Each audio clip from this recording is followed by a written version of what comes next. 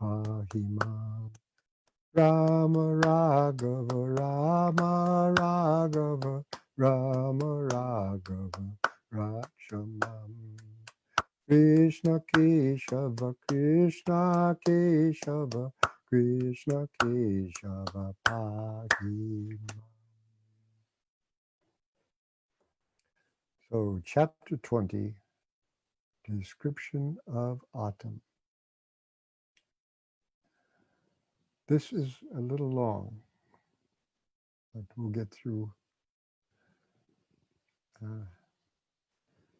quickly. The killing of Pralambasura and the devouring of the devastating forest fire by Krishna and Balaram became household topics in Vrindavan. Yeah, you can bet. The cowherdmen described these wonderful activities to their wives and to everyone else, and all were struck with wonder. They concluded that Krishna and Balaram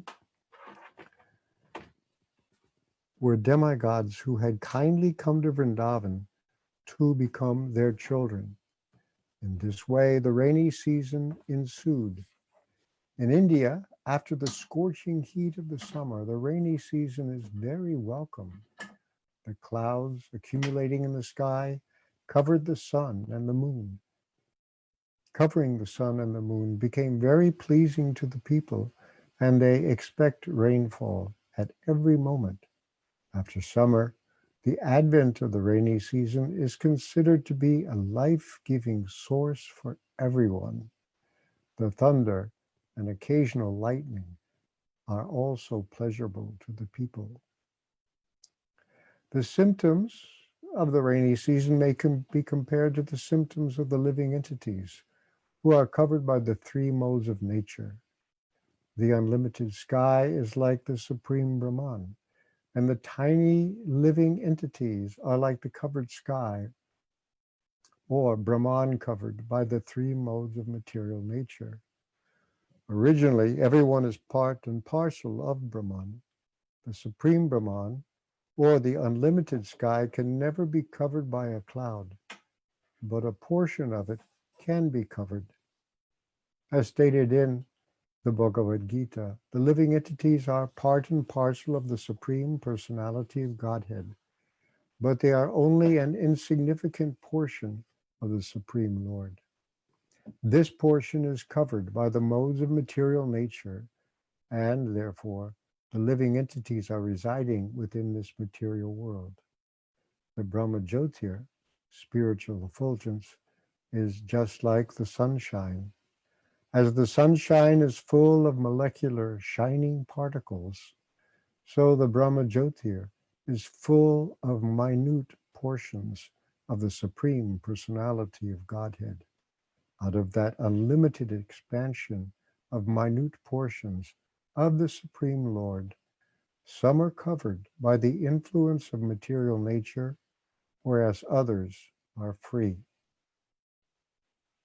Clouds are accumulated water drawn from the land by the sunshine.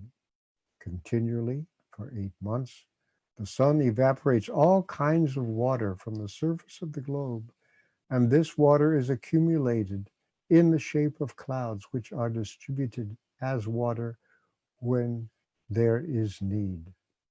Similarly, a government exacts various taxations from the citizens, such as an income tax and sales tax, which the citizens are able to pay by their different material activities: agriculture, trade, industry, and so on. This taxation is comparable to the sun's drawing water from the earth. Where there is again need of water on the surface of the globe, the same sunshine converts the water into clouds and distributes it all over the globe. Similarly, the taxes collected by the government must be distributed to the people again as educational work, public work, sanitation work, and so on. This is very essential for good government, for a good government.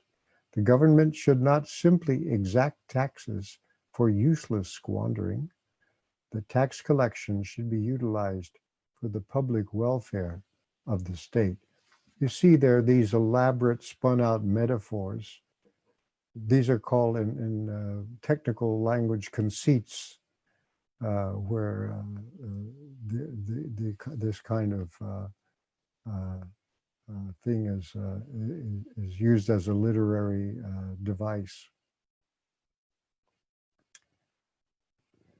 So we're continuing with this distribution of water. When Maharaj Dajarath, the father of Lord, Mr. Paragraph, during the rainy season, there are strong winds blustering all over the country and carrying clouds from one place to another to distribute life-giving water to the needy living entities.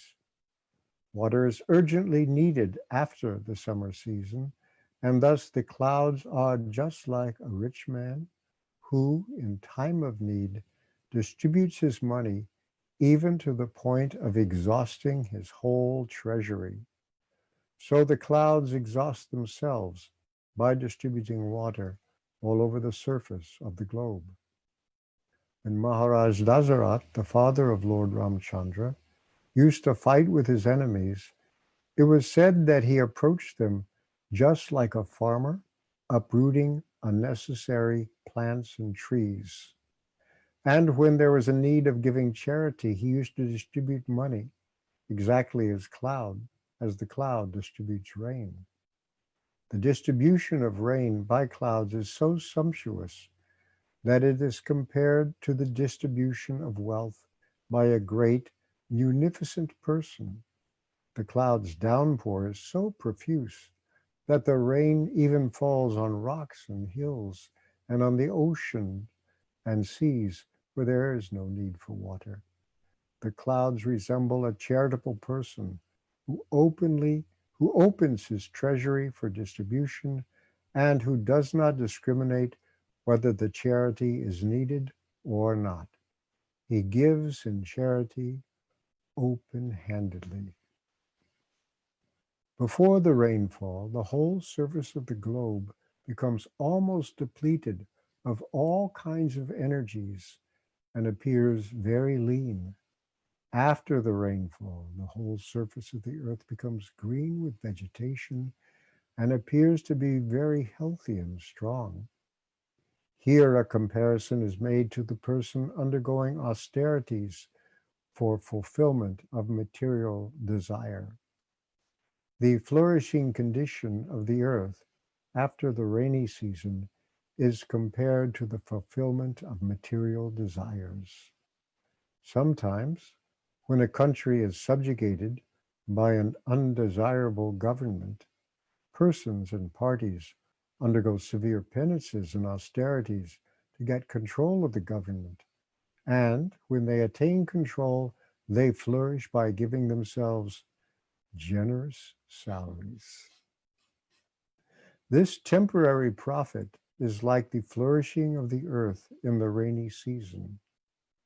Actually, one should undergo severe austerities and penances only to achieve spiritual happiness.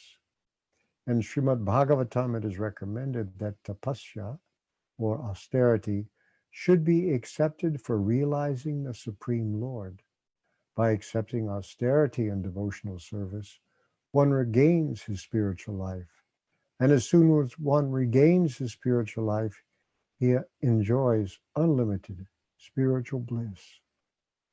But if someone undertakes austerities and penances for some material gain, it is stated in the Bhagavad Gita that the results are temporary and that they are desired by persons of less intelligence.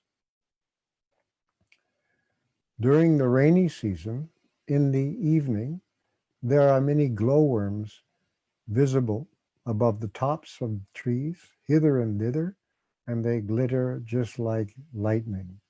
These are also called in different places lightning bugs, fireflies, and so on. But the luminaries of the sky, the stars and the moon, are not visible. Similarly, in the age of Kali, persons who are atheistic or miscreants become very prominently visible, whereas persons who are actually following the Vedic principles for spiritual emancipation are practically obscured. This age, Kali Yuga, is compared to the cloudy season of the living entities. In this age, real knowledge is covered by the influence of the material advancement of civilization.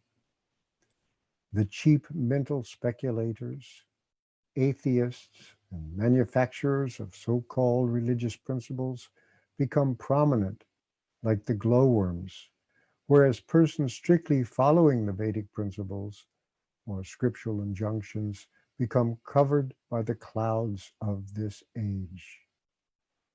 People should learn to take advantage of the actual luminaries of the sky, the sun, moon, and stars, instead of the glowworm's light. Actually, the glowworms cannot give any light in the darkness of night, as clouds sometimes clear even in the rainy season, and sometimes the moon, stars, and sun become visible. So even in this Kali Yuga, there are sometimes advantages. For example, sometimes Lord Chaitanya's Vedic movement of distributing the chanting of the Hare Krishna mantra is heard. People seriously eager to find real light should take advantage of this movement instead of looking toward the light of mental speculators and atheists.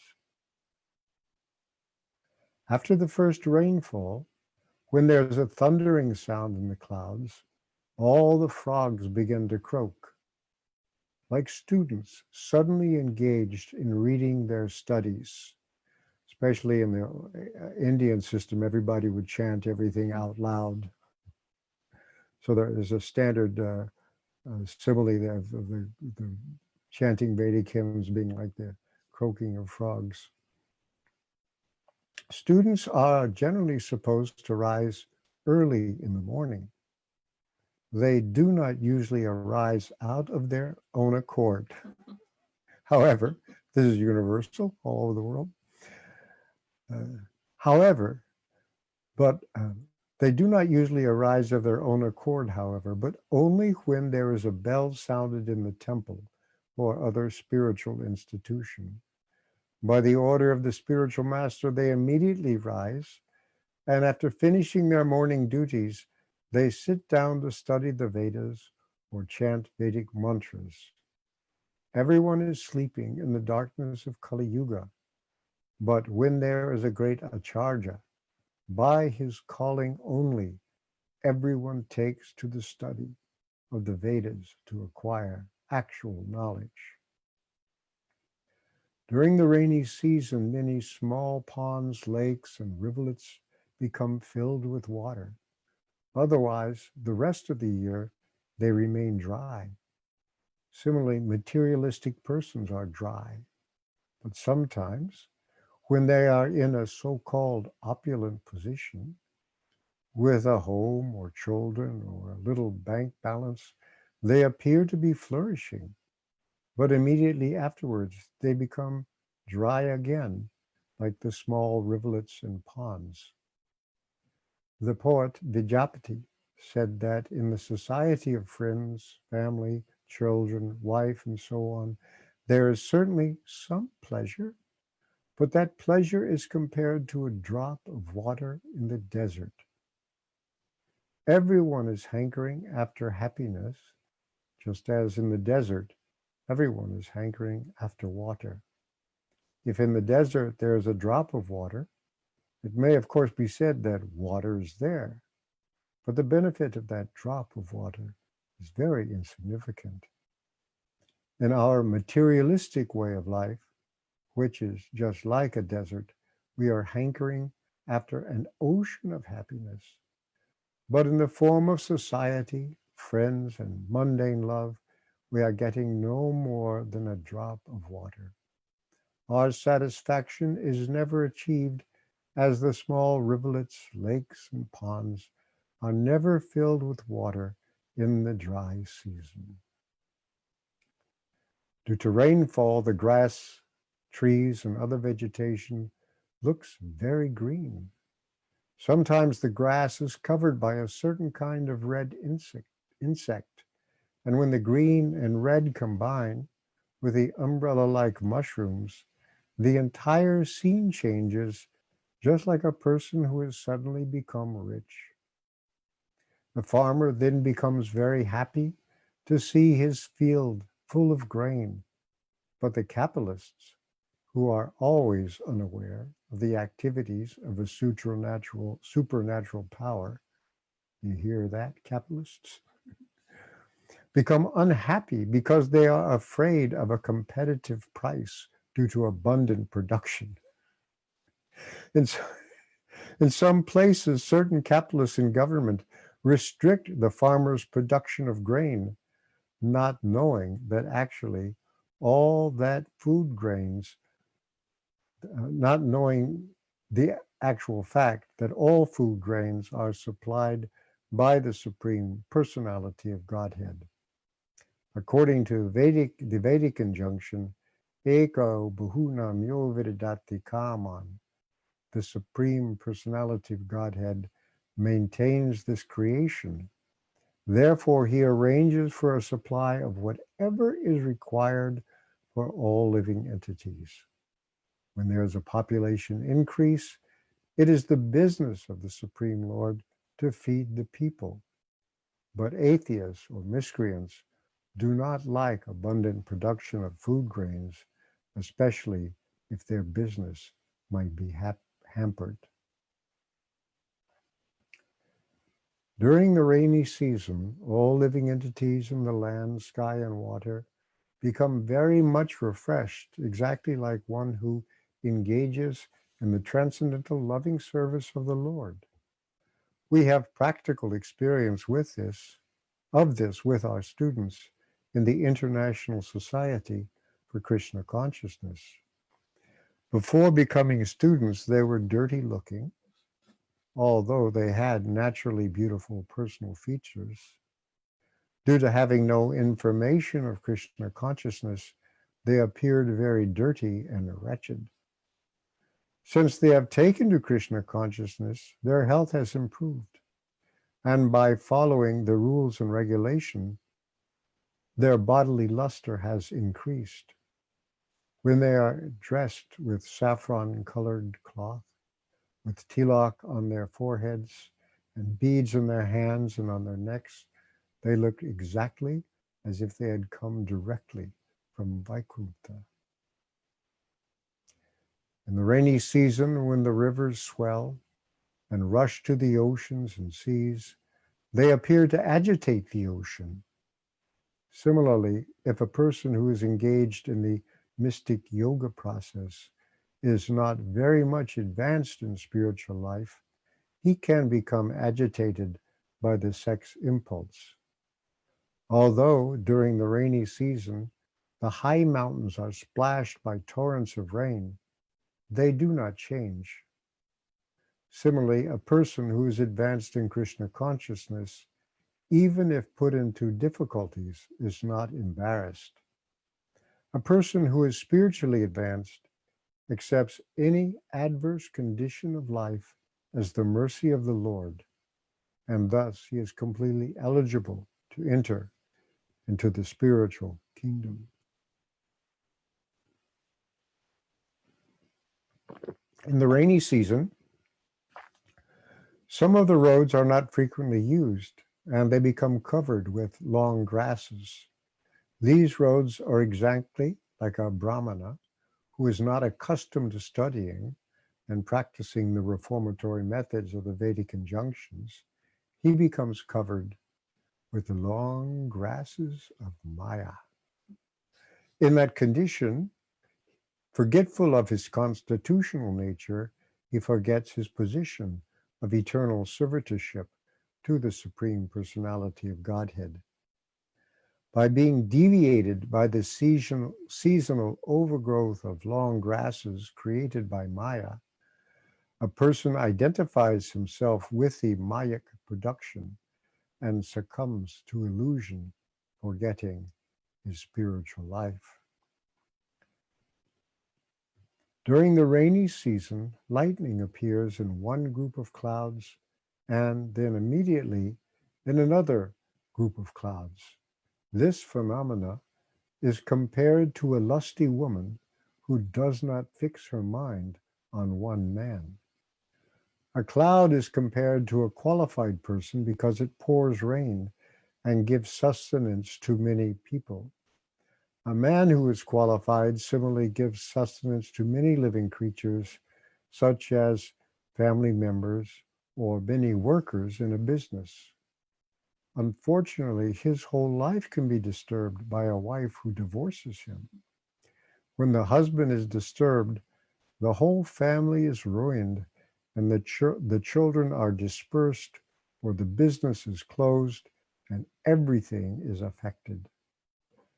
It is therefore recommended that a woman desiring to advance in Krishna consciousness live peacefully with a husband, and that couple not separate under any condition.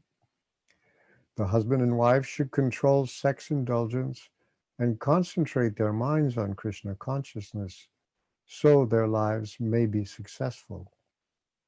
After all, in the material world, a man requires a woman and a woman requires a man. When they are combined, they should live peacefully in Krishna consciousness and should not be restless like the lightning flashing from one group of clouds to another. Sometimes, in addition to the roaring thunder of the clouds, there is an appearance of a rainbow, which stands as a bow without a string. Actually, a bow is in the curved position because it is tied at its two ends by the bow string. But in the rainbow, there is no such string, and yet it rests in the sky so beautifully. Similarly, when the Supreme Personality of Godhead descends to this material world, he appears just like an ordinary human being, but he is not resting on any material condition. In the Bhagavad Gita, the Lord says that he appears by his internal potency, which is free from the bondage of the external potency. What is bondage for the ordinary creature is freedom for the personality of Godhead. In the rainy season, the moonlight is covered by clouds, but is visible at intervals. It sometimes appears that the moon is moving with the movement of the clouds, but actually the moon is still.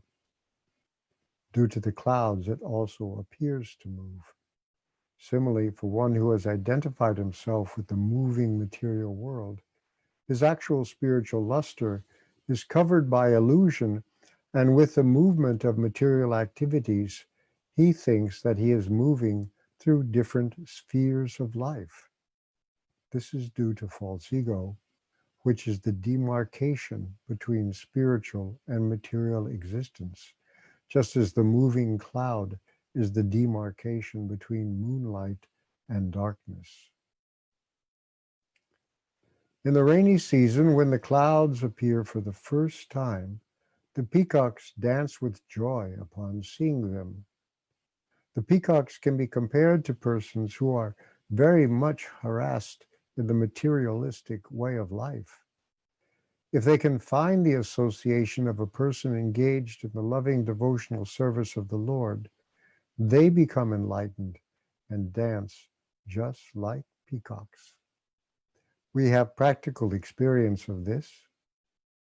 Many of our students were dry and morose previous to their coming to Krishna consciousness, but having come into contact with devotees, they are now dancing like jubilant peacocks.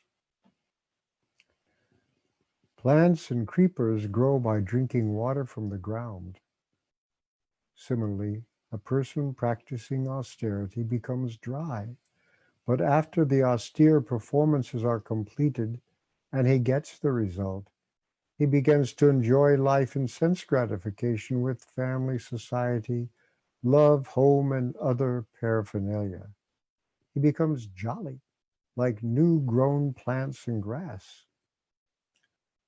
Sometimes it is seen that cranes and ducks meander continually on the banks of the lakes and the rivers, although the banks are filled with muddy garbage and thorny creepers.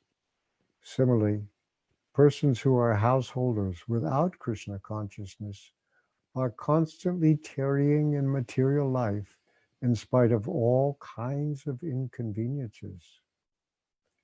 In family life or any life, one cannot be perfectly happy without being Krishna conscious.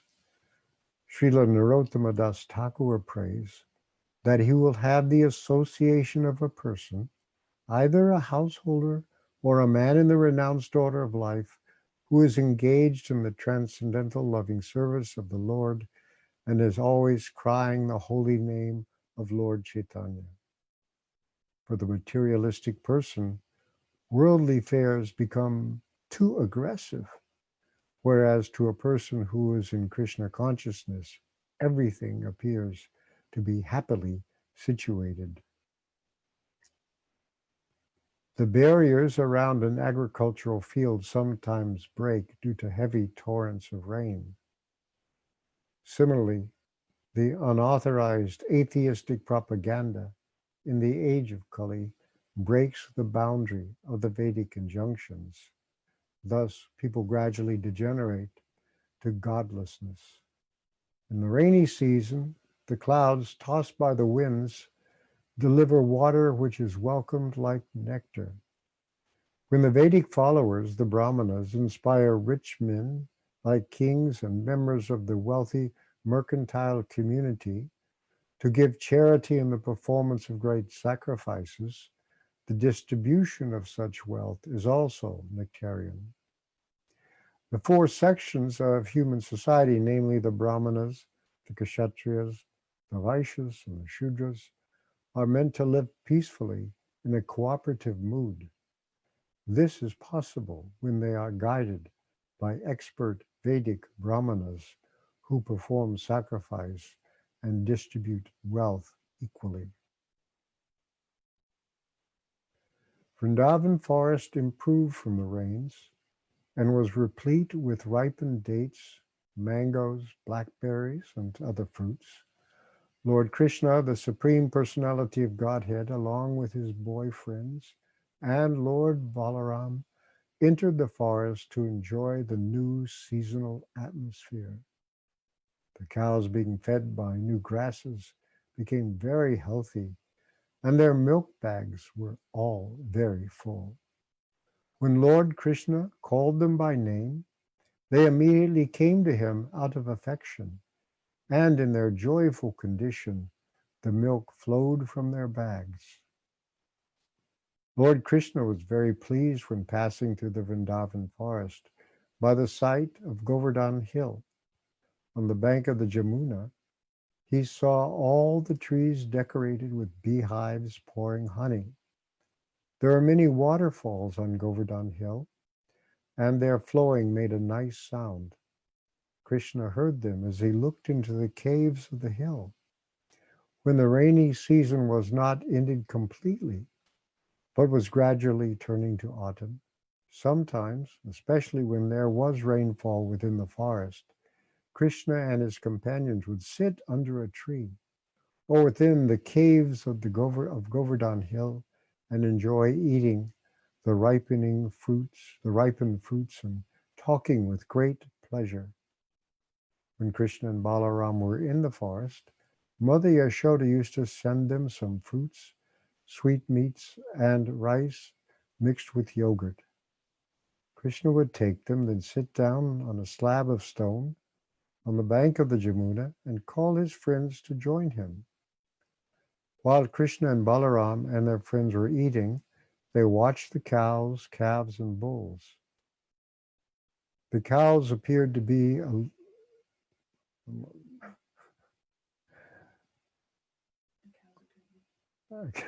she scrolled up and I lost my place. Where is it? Okay, thank you. The cows appeared to be a little tired from standing with their heavy milk bags. By sitting and chewing grass, they became happy, and Krishna was pleased to see them. He was proud to see the beauty of the forest due to the rainy season, when there was nothing but the manifestation, which was nothing but the manifestation of his own energy. At such times, Krishna would praise nature's special activities during the rainy season. It is stated in the Bhagavad Gita that the material energy, or nature, is not independent in its actions. Nature is acting under the superintendence of Krishna. This is confirmed in the Brahma Samhita, which states that material nature, known as Durga, is acting as the shadow of Krishna. Whatever order is sent from Krishna, material nature obeys. Therefore, the natural beauty created by the rainy season was acted out according to the indications of Krishna, who thus felt very proud of material nature's beautiful activities. While Krishna and Balaram were enjoying the gifts of the rainy season in this way, the autumn season gradually arrived, and when all the water reservoirs became very clean, and when pleasing and refreshing air blows everywhere. With the appearance of autumn, the sky was completely cleared of all clouds, and it recovered its natural blue color. The blooming lotus flowers and the clear water in the forest appeared like persons who have fallen down from yoga practice, but have again become beautiful by resuming their spiritual life. Everything becomes naturally beautiful with the appearance of the autumn season.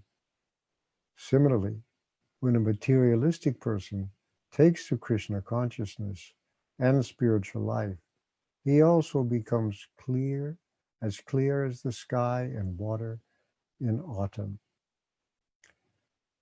The autumn season takes away the rolling of dark clouds in the sky, as well as the polluted water. Filthy conditions on the ground also become cleansed. Similarly, a person who takes to Krishna consciousness immediately becomes cleansed of all dirty things, within and without. Krishna is therefore known as Hari. Hari means he who takes away. Krishna immediately takes away all unclean habits from anyone who takes to Krishna consciousness. The clouds of autumn are white, for they do not carry any water. Similarly, a retired man, being freed from all responsibility of family affairs, namely maintaining the home, wife, and children, and taking completely to Krishna consciousness, becomes free from all anxieties and looks as white as clouds in the autumn. Sometimes in autumn, the falls come down from the top of the hill to supply clean water, and sometimes they stop. Similarly, sometimes great saintly persons distribute clear knowledge, and sometimes they are silent. The small ponds, which were filled with water because of the rainy season, gradually dry up in autumn. As for the small aquatics living in the reservoirs, they cannot understand that their ponds are diminishing day by day, just as the materially engrossed persons cannot understand that their duration of life is being reduced day by day. Such persons are engaged in maintaining cows, property, children, wife, society, and friendship. Due to the reduced water and scorching heat from the sun in the autumn season, the small creatures living in the small reservoirs of water are very much disturbed. They are exactly like uncontrolled persons who are always unhappy from being unable to enjoy life or maintain their family members. The muddy earth gradually dries up, and newly grown fresh vegetation begins to wither. Similarly, for one who has taken to Krishna consciousness, desire for family enjoyment gradually dries up. Because of the appearance of the autumn season, the water of the ocean becomes calm and quiet, just as a person developed in Krishna and developed in self-realization becomes free from disturbance by the three modes of material nature. In autumn, farmers save the water within the fields by building strong walls so that the water contained within the field cannot run out. There's hardly any hope for new rainfall. Therefore, they want to save whatever is in the field. Similarly, a person who is actually advanced in self-realization protects his energy by controlling the senses. It is advised that after the age of 50, one should retire from family life and conserve the energy of the body for utilization in the advancement of Krishna consciousness. Unless one is able to control the senses and engage them in the transcendental loving service of Mukunda, there is no possibility of salvation. During daytime in autumn, the sun is very scorching, but at night, due to the clear moonshine, people get relief from the day's fatigue. Similarly, a person who takes shelter of Mukunda or Krishna can be saved from the fatigue of misidentifying the body with the self. Mukunda or Krishna is also the source of solace for the damsels of Vrindavan. The damsels of Brajabhumi are always suffering because of separation from Krishna. But when they meet him during the moonlit autumn night, their fatigue of separation is relieved. When the sky is clear of all clouds, the stars at night shine very beautifully.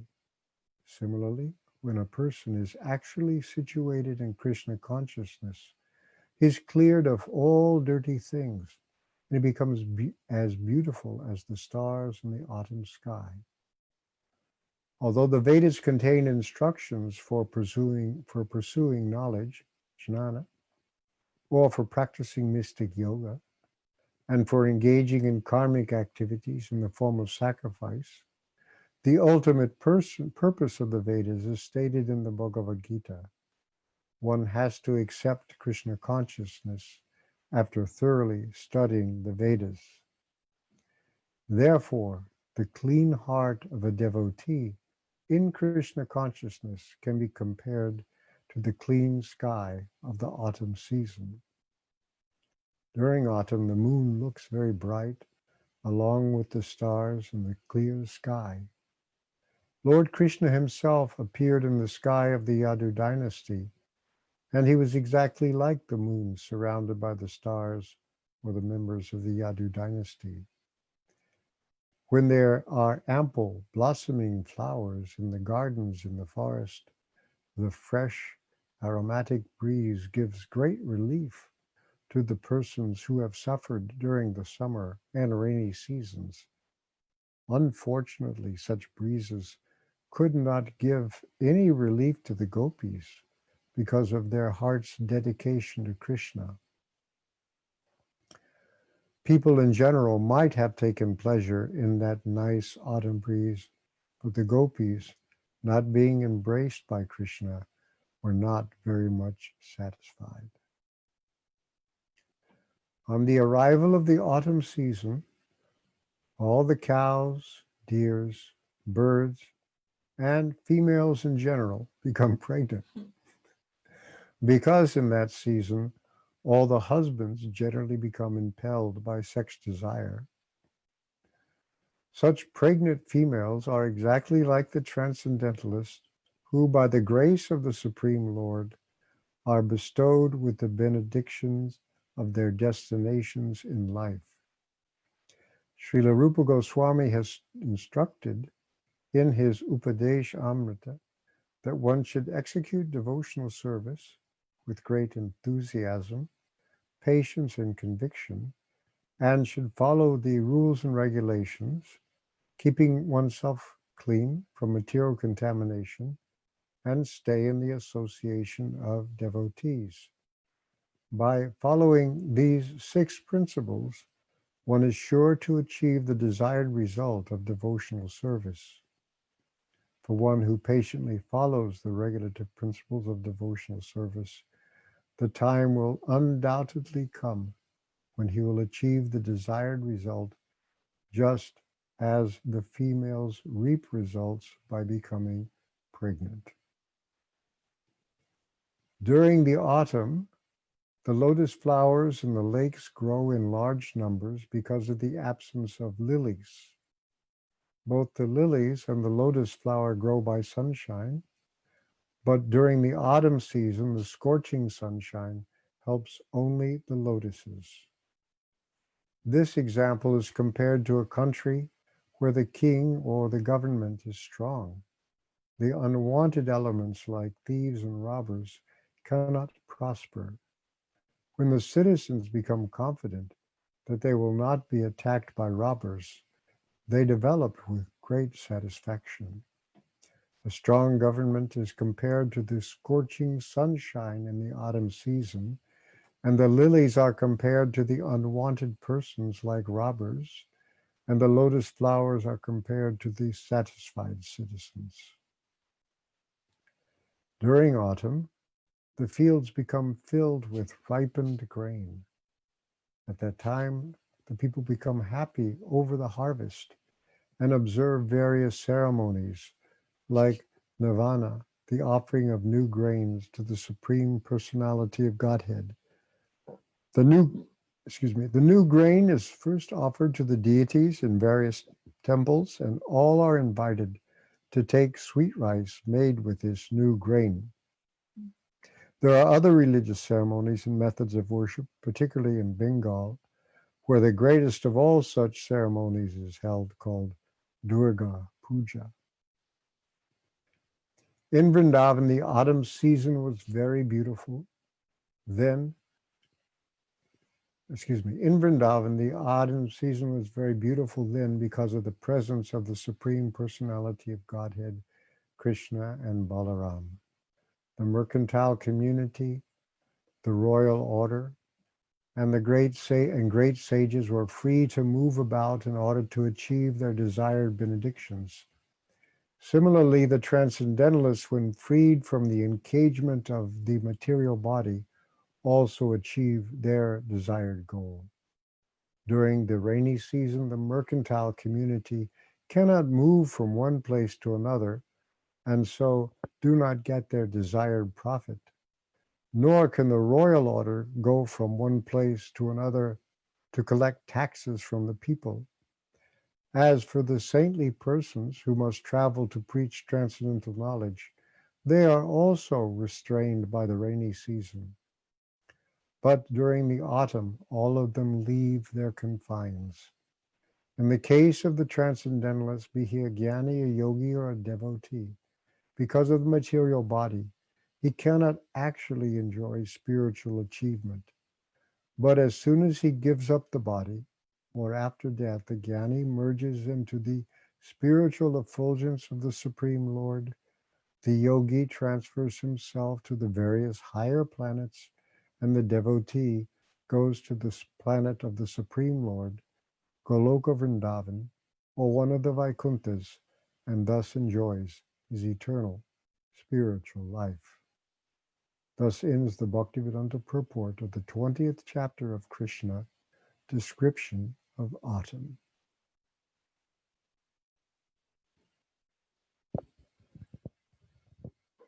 Thank you so much for reading that. And yeah, somehow It's a marathon, isn't it? Well, it's a marathon, but somehow when you're reading it, it's so much more engaging for me, at least for me personally, than when reading through the book. So thank you very much for that.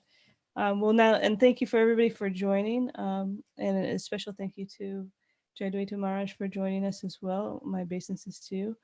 We'll now open it up if anybody has some reflections on anything that they read or any questions. A lot was talked about while talking about the autumn season. So please go ahead and you can either raise your hand or just unmute yourself. I see that Vijay Krishna Prabhu had his hand raised. And go ahead and unmute yourself.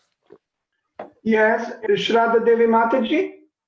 Yes, you can be heard and go ahead and speak. Thank you very much. Maharaj, can you hear me? I can.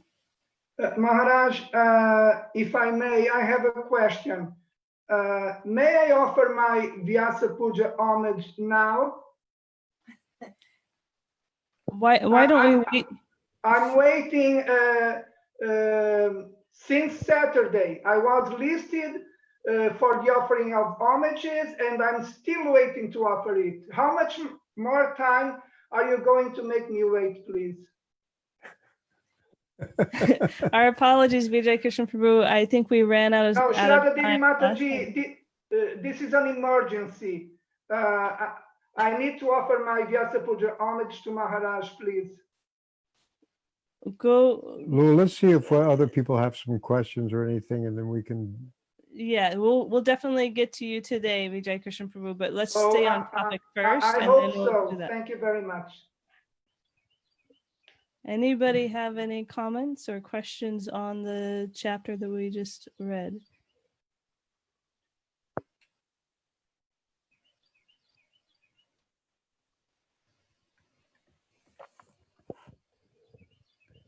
Ekanta Bhakti writes, in the middle of this hot COVID summer, this description of autumn is so appealing. I agree. I thought the same thing. Yeah, everyone's happy when it comes.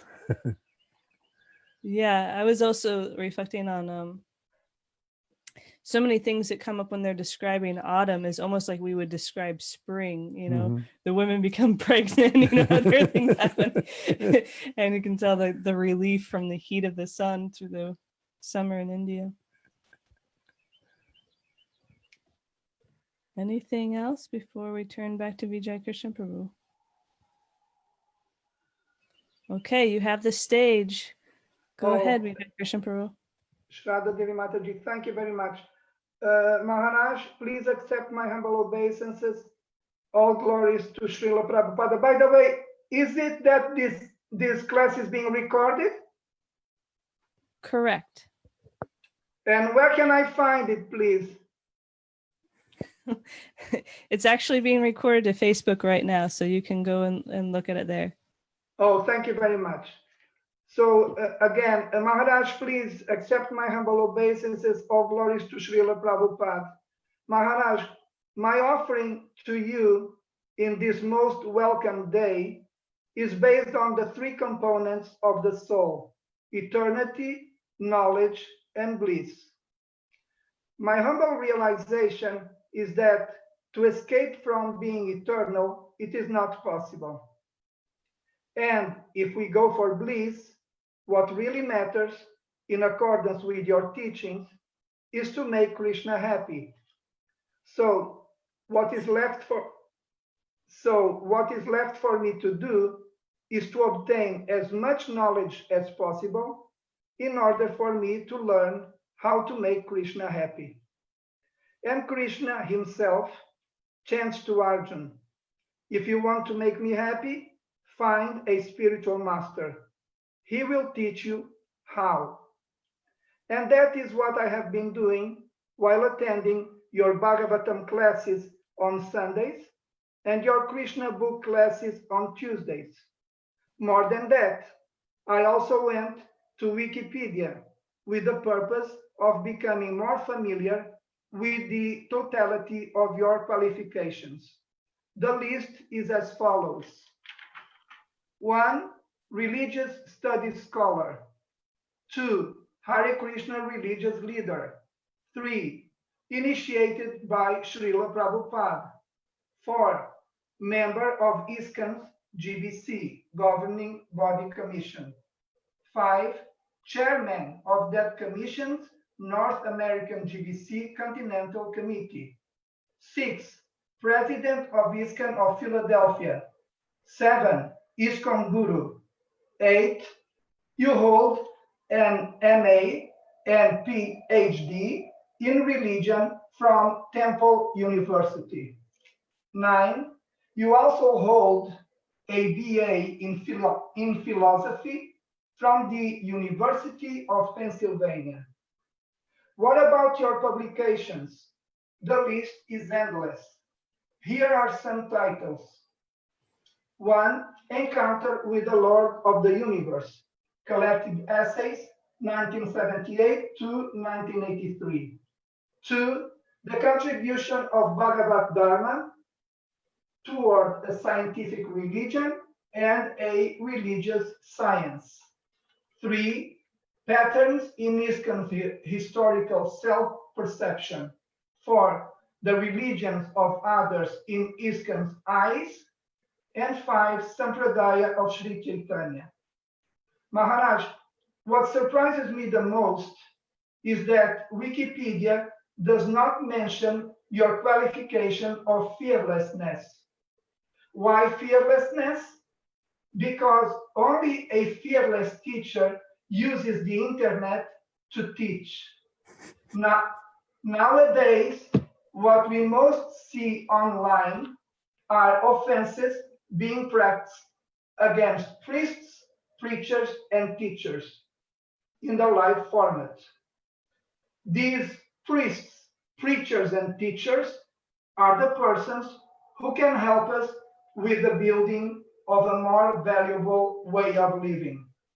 And out of pure, unconditional love, they take the risk like you do. Your fearlessness gives you the strength to develop for the better your so well named missionary project, Cure of Souls. Maharaj, if I may, let me finish with a special gift, one of my favorite verses from the Brahmara Gita, the song to the bumblebee sung by Srimati Radharani. It goes like this, quote, topics about Krishna are so powerful that they destroy the 4 religious principles: religion, economic development, sense gratification, and liberation. Anyone who drinks even a small drop of Krishna Katha through oral reception is freed from all material attachment and envy. Like a bird with no means of subsistence, such a person becomes a mendicant and lives by begging. Ordinary household affairs become miserable for him, and without attachment, he suddenly gives up everything. Although such renunciation is quite suitable, because I am a woman, I am unable to adopt it. And now, Maharaj, end quote. And now, Maharaj, it is time for the chanting with a virtual cake, with 71 candles for you to blow, and for you to make a wish. I have a suggestion, if I may, related to your wish. Why don't you ask Krishna to make me a better servant of your holiness? With lots of love from Portugal, your most fallen servant and forever well-wisher, Vijaya Krishna Das. Thank you for the opportunity. Hare Krishna. Thank you. And I'll make that wish. Oh, thank you very much, Maharaj. Happy birthday. Thank you. Thank you very much, Vijay Krishna Prabhu. And we have another question from Shaila Vasani Devi Dasi. She says, Hare Krishna Gurudev, please accept my humble obeisances. All glories to Srila Prabhupada. What advice can you give when you don't have devotees near you to associate with and you want to get more involved in devotional service? Well, pray to get some devotee association and take use of modern media so you can associate with devotees all the time. So I really now this is one of the good things that's happening because of our lockdown or whatever, is that we're taking more, using things like Zoom and all these things to associate with each other. And we get together when we can, but otherwise, this is another way of getting association. So, yeah, do what you're doing. And under the general rule I found out is that in our present condition, if we make as much advancement as we can under whatever our circumstances are, and we're still trying to make more advancement, then Krishna will change our circumstances. Things will happen where we can keep on going. He's not into making problems for us. He's into helping us out.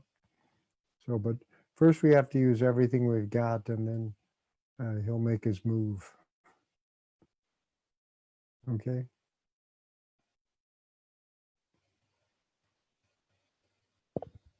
Thank you so much for that question. And anything else, any comments or questions before we end today's session? Last call. All right, just a few comments on Facebook. Kamala Radha Devidasi says, Jai Gurudev with a prayer hands emoticon and a heart. Lalita says, Haribo, thank you. So sweet. And then Akanta Bhakta Devi just said, thank you very much. Oh, no, Kendra just said, thank you very much. Sorry, everybody. I'm just manning several chat stations here. Kendra says, thank you very much. Okay, that's it. Okay. So next week, as you can see, we started talking about the gopis at the end of this chapter. So chapter 21 is called The Gopis Attracted by the Flute. So we have something to look forward to. Thank you very much. Srila Prabhupada ki jai, Shri Krishna Bhakti ki jai.